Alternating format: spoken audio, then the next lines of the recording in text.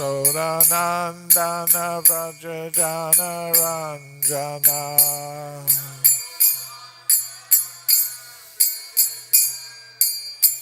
Yamuna Tira Vanachari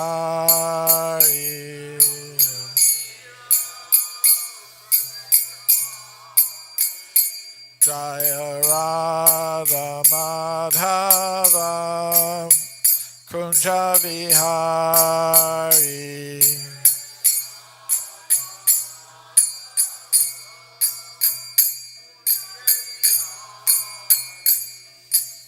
Gopi Jana Vallabha Girivardhari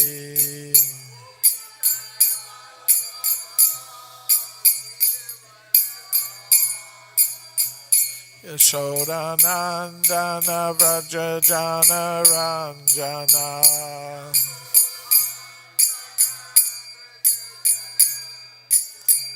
Yamuna Tira Vanachari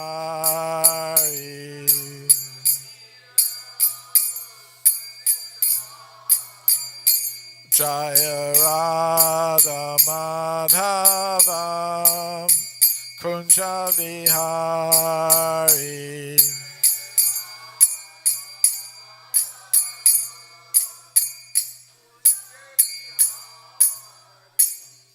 Jayam Vishnupad Paramahamsa Parvajakacharya Astar Sata Sri Srimad His Divine Grace A.C. Bhaktivedanta Swami Prabhupada Ki Jai Ananta Koti Vaishnava Vrinda Ki Jai ISKCON Founder Acharya Srila Prabhupada Ki Jai Grantaraj Srimad Bhagavatam Ki Jai Gaura Premananda. All glories to the assembled devotees. All glories to Sri Sri Guru and Gauranga. Glories to Srila Prabhupada.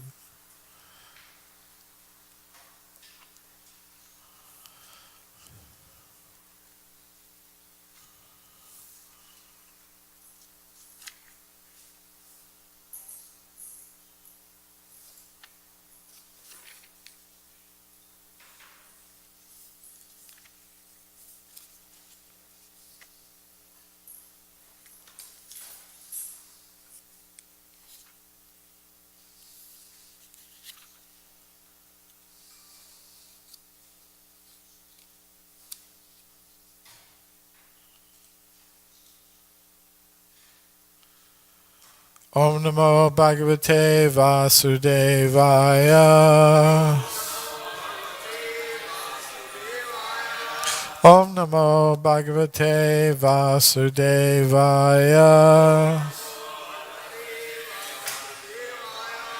Om Namo Bhagavate Vasudevaya.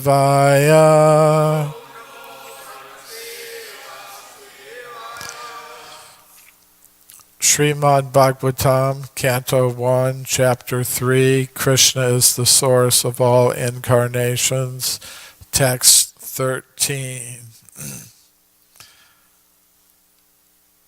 Ashtame Merudevyam Tu Nabir Jata Arukramaha Darshayan Vartma Dhiranam Sarvashrama Namaskritam Ashtame Merudevyam Tu Nabhirjata Urukramaha Darshayan Vartma Dhiranam Sarvashrama Namaskritam Ashtame Merudevyam Tu Nabhirjata Urukramaha Darshayan Vartma Dhiranam Sarvashrama Namaskritam Ashtame Meru Devyam Tu Nabhir Jata Urukramaha Darshayam Vartmadiranam Sarvashrama Namaskritam.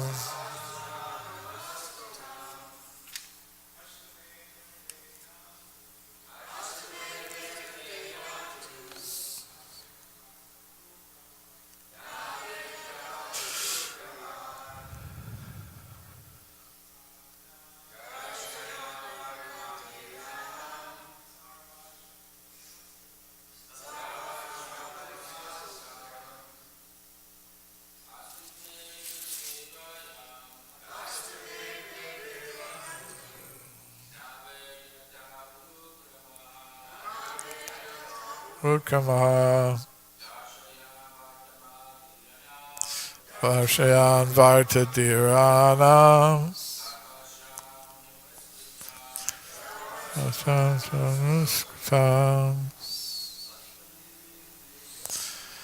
Ashtame Meru Devyam Tu Utkamaha Darshayan Vartmadiranam Sarvashrama Namaskritam. Vaishnavis.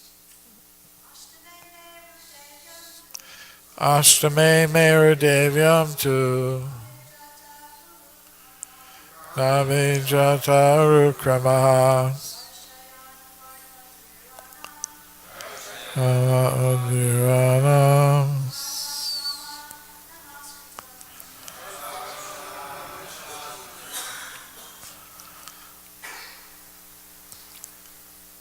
Ashtame, the eighth of the incarnations. Merudevyam Tu, in the womb of Merudevi, the wife of Nabahe, King Nabi, Jataha, took birth. Arukramaha, the all-powerful Lord. Darshayan, by showing. Vartma, the way. Dhiranam, of the perfect beings. Sarva, all. Ashrama, orders of life. Namaskritam, honored by. Translation and purport by His Divine Grace, Srila Prabhupada. The eighth incarnation was King Rsabha, son of King Nabi and his wife Merudevi.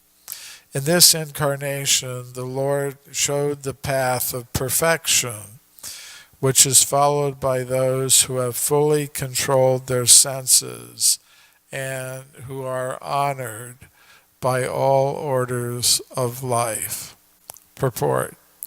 The society of human beings is naturally divided into 8 by orders and statuses of life. The 4 divisions of occupation and 4 divisions of cultural advancement. The intelligent class, the administrative class, the productive class, and the laborer class are the 4 divisions of occupation. And the student life, the householder's life, retired life, and renounced life are the 4 statuses of cultural advancement towards the path of spiritual realization. Out of these, the renounced order of life, or the order of sannyas, is considered the highest of all, and a sannyasi is constitutionally the spiritual master for all the orders and divisions. In the sannyas order, there are also 4 stages of upliftment toward perfection. These stages are called Kutichak, Bahudak, Parvajakacharya, and Paramahamsa. The Paramahamsa stage of life is the highest stage of perfection. This order of life is respected by all others. Maharaj Rishabha, the son of King Nabi and Merodevi, was an incarnation of the Lord, and he instructed his sons to follow the path of perfection by tapasya, which sanctifies one's existence and enables one to attain the stage of spiritual happiness, which is eternal and ever increasing. Every living being is searching after happiness, but no one knows where eternal and unlimited happiness is obtainable. Foolish men seek after material sense pleasure as a substitute for real happiness. But such foolish men forget that temporary so-called happiness derived from sense pleasures is also enjoyed by the dogs and hogs. No animal, bird, or beast is bereft of this sense pleasure. In every species of life, including the human form of life, such happiness is immensely obtainable. The human form of life, however, is not meant for such cheap happiness. The human life is meant for attaining eternal and unlimited happiness by spiritual realization. This spiritual realization is obtained by tapasya, or undergoing voluntarily the path of penance and abstinence from material pleasure. Those who have been trained for abstinence and material pleasure are called dhira, or men undisturbed by the senses.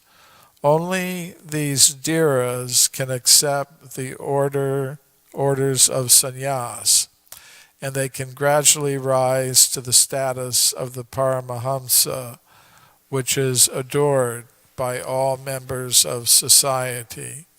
King Rsabha propagated this mission, and at the last stage he became completely aloof from material bodily needs, which is a rare stage, not to be imitated by foolish men, but to be worshipped by all. Om Jnana Timirandasya Gyananjana Shalakaya Chakshurmilitam Yena Tasmai Shri Gurave Namaha. Shri Krishna Chaitanya Prabhu Nityananda Shri Advaita Gadadhar Shri Vasadi Gaur Bhaktavinda. Hare Krishna Krishna Krishna Hare Hare, Hare Rama Rama Rama Hare Hare.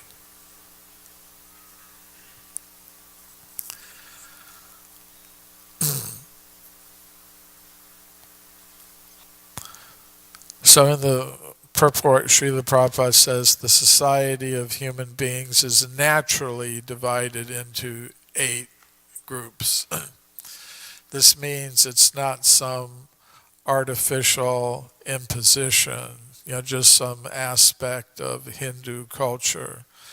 It's a natural feature of human existence, and we see this to some extent, that just by nature people divide themselves up into these different occupational groups. If we look all over the world at all the different countries and societies, we'll see there's some class of laborers, there's some class of people interested in economic development, business people, farmers, and so on, bankers.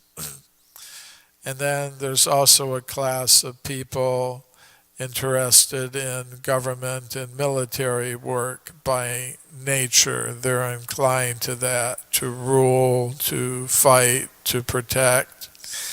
And then there is also some intellectual or spiritual class of people.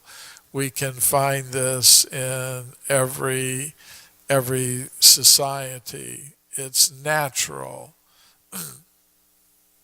And then also we see by nature people go through these different cultural stages of life. By nature, up to a certain point, boys and girls are celibate and they engage in study, they learn. And then at a certain age, they become interested in the opposite sex and they enter into married householder life. And then at a certain stage by nature, they can no longer have any children, they can no longer work so hard, so they enter retired life, vanaprastha. And then, even if they don't want to renounce, in the very end of life, by nature's arrangement, people do have to renounce. There's a kind of sannyas, because everything is taken away. So, in Vedic civilization, these things are understood properly and deliberately and intelligently. Society is arranged in such a way. But as is being mentioned here, of all these orders, the sannyas order is considered the highest, the spiritual master of all the other orders and divisions. But Srila Prabhupada is mentioning here that even sannyas has different stages, which he calls Kutichaka, Bahudaka, Parvajakacharya, and Paramahamsa. And elsewhere, Srila Prabhupada explains what those mean. Sannyas, the renounced order of life, is basically a process for becoming liberated or free from the entanglements of householder life.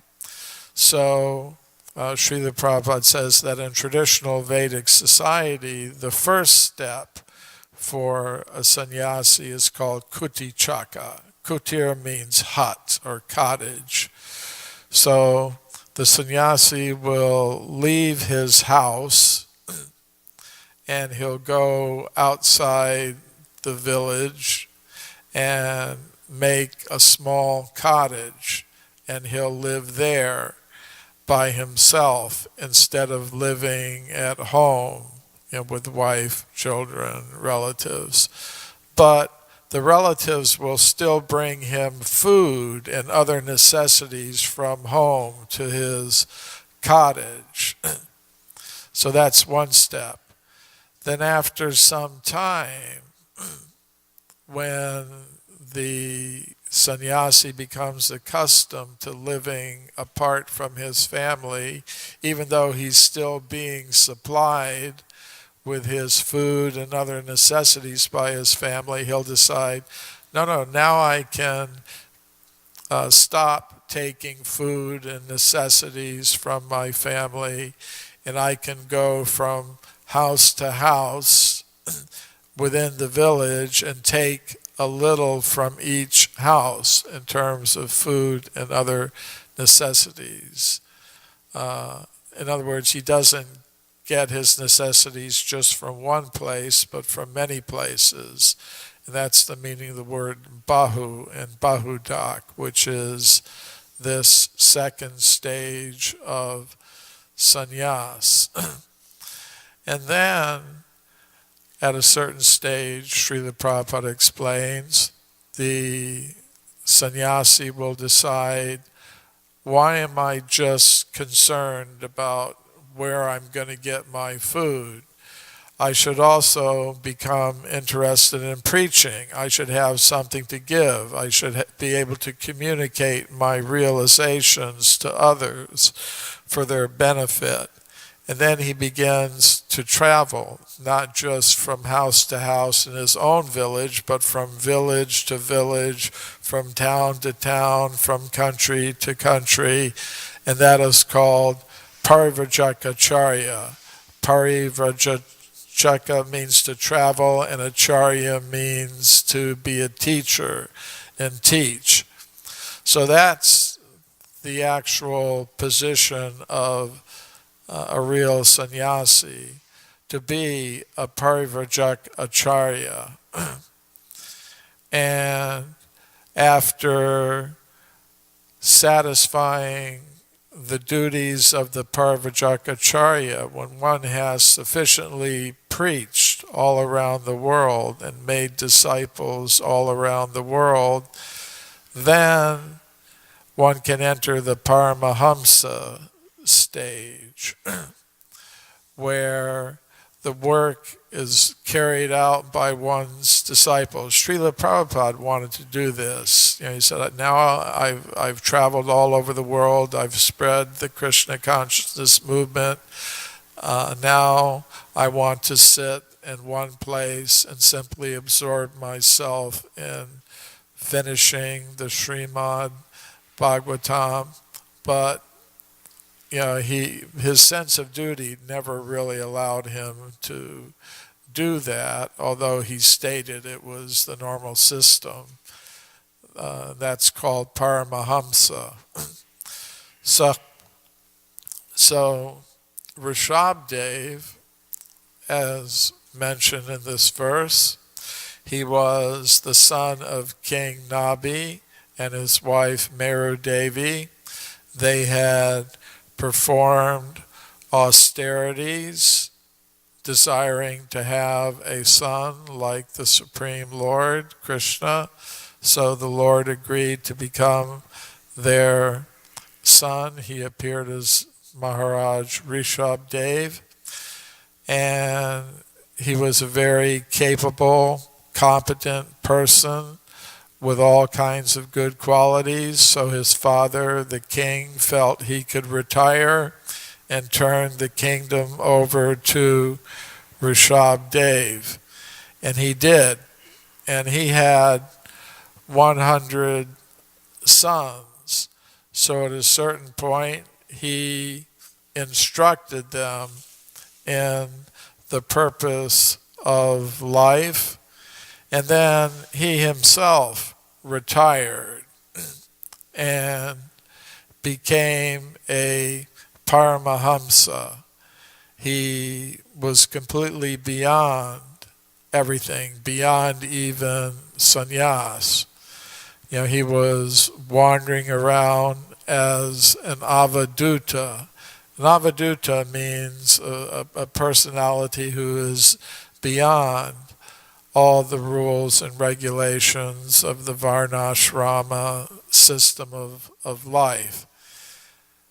It's not that he's just beyond all the rules and regulations. He's spiritually realized. He's totally absorbed in meditation upon the Supreme Personality of Godhead. Of course, Rishabdev was the Supreme Personality of Godhead, but he showed this example. He entered into that avaduta or paramahamsa stage of life, and therefore he's considered worshipable.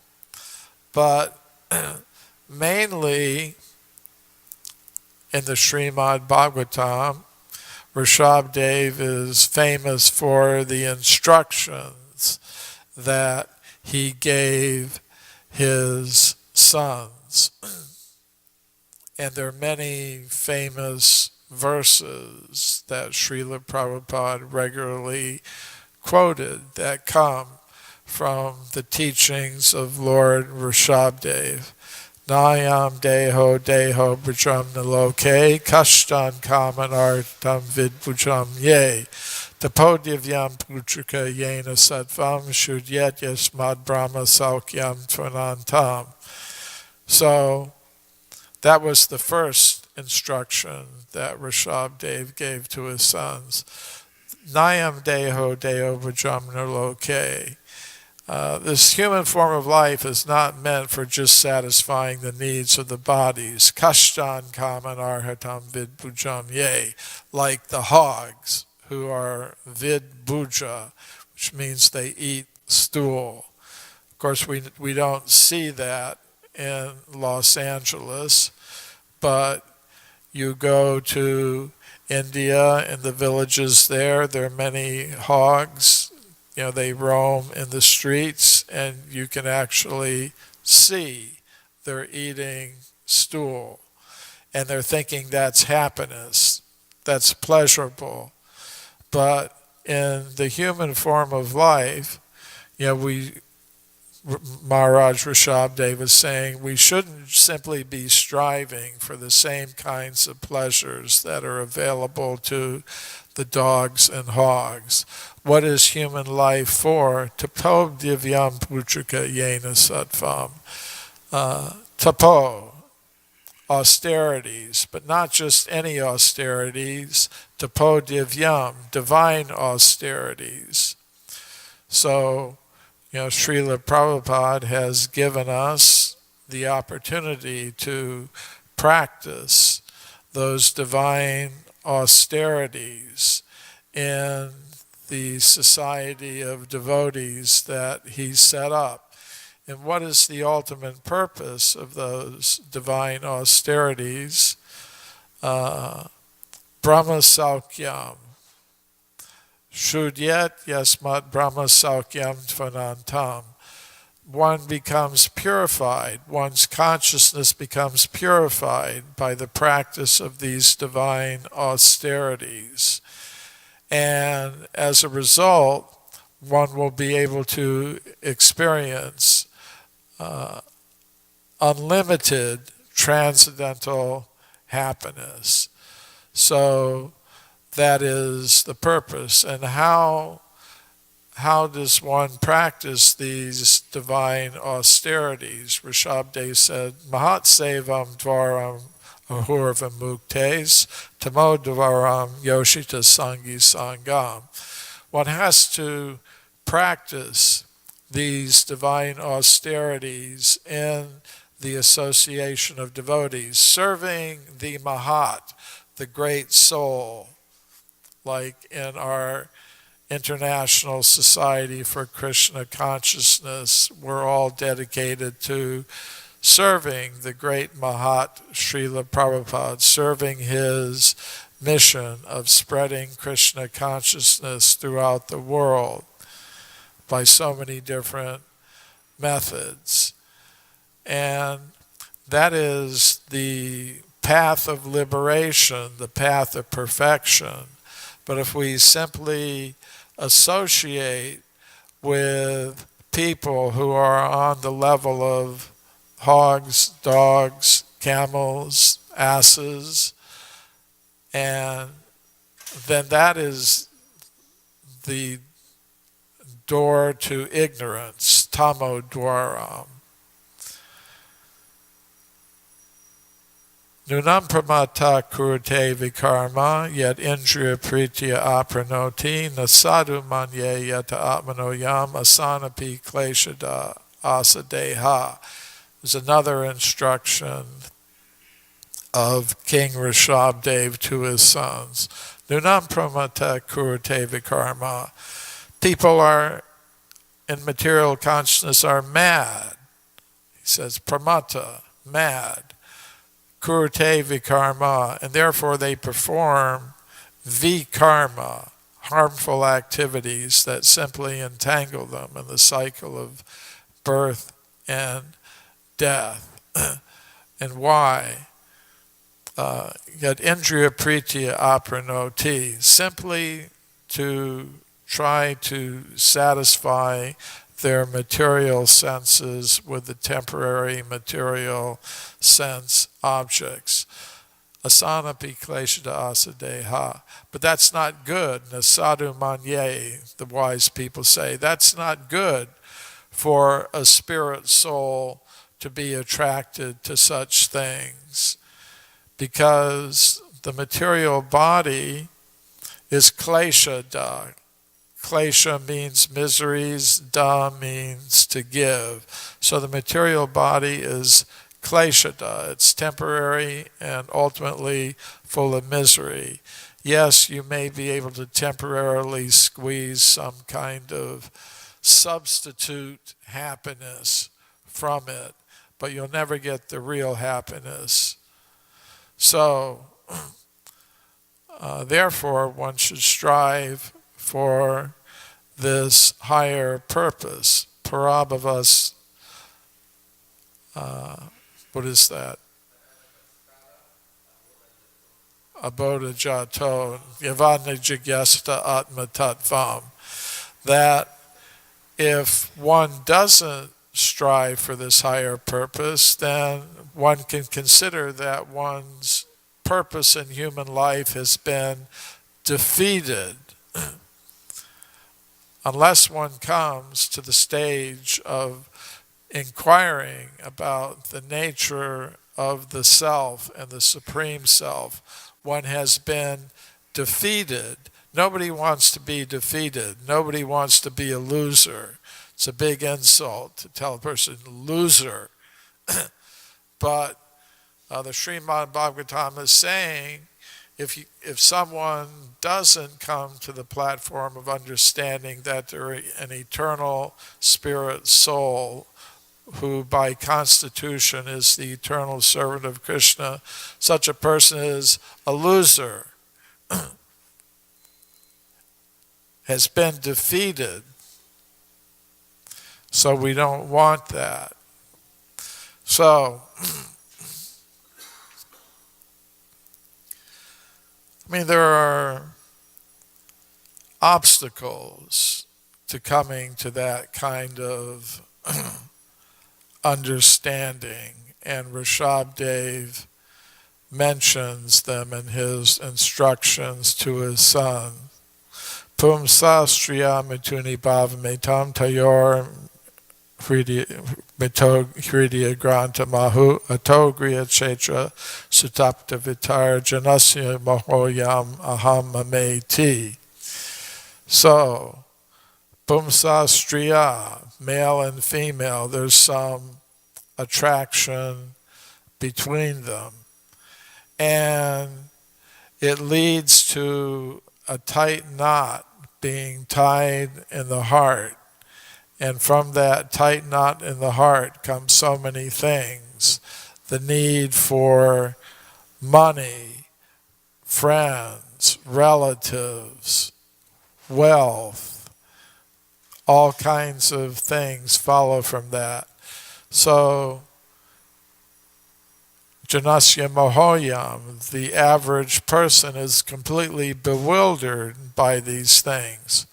Of course, it is possible to accept all of these things in the spirit of divine austerity, tapodivyam, so that they lead one progressively towards the real goal of life. That's possible, but it's very dangerous. So the goal of life is to become free from the cycle of birth and death. Namochayad ya samupeta mrityum. One should be able to liberate one's dependence from the cycle of birth and death, Lord Rishabdev said. Otherwise, guru nasasyat, one shouldn't become a guru. Swajano nasasyat, one shouldn't pose oneself as another person's dear relative. Pita nasasyaj, one shouldn't become a father. Janani nasasyaj, one shouldn't become a mother.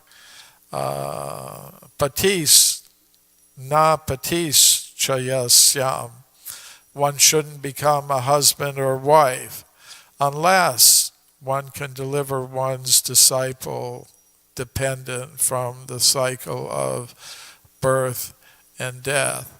So these were some of the important instructions that Lord Rshabha gave to his sons, and that Srila Prabhupada very often quoted, these very famous verses from the teachings of Lord Rshabha, who is listed here as the 8th incarnation of the Supreme Personality of Godhead. Does anybody have any question or comment? Yes, Nanda Kirtan.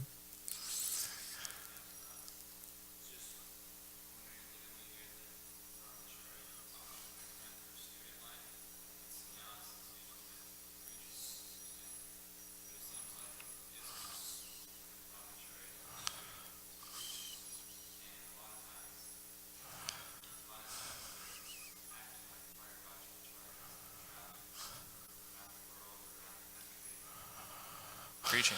So, can you explain why that is? But they are still students, and they're still celibate, and they're under the authority of the spiritual master or the representative of the spiritual master.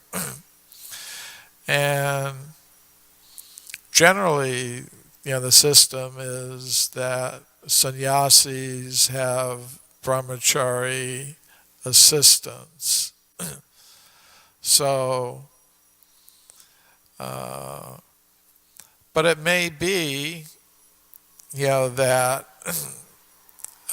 according to the Daiva Varnashram system, yes, a brahmachari is being trained, to study the scriptures, to maintain celibacy, to preach as an assistant of the spiritual authorities, the disciplic succession. And it's possible for a brahmachari who does that very nicely to go into the stage of sannyas, without, having to go through the other stages of householder life and retired life. So that's a possibility. If during Srila Prabhupada's time, sometimes he would elevate brahmachari disciples to the stage of sannyas. And just in general, the principle is that one should be recognized by one's qualities and work. That is the way of actually judging one's position.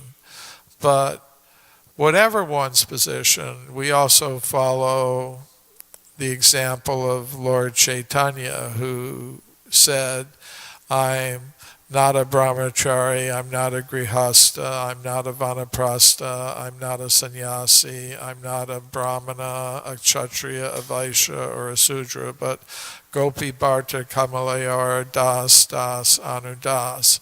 I am simply the servant of the servant of the servant of Krishna, the Lord of the gopis. Srila Prabhupada ki jai.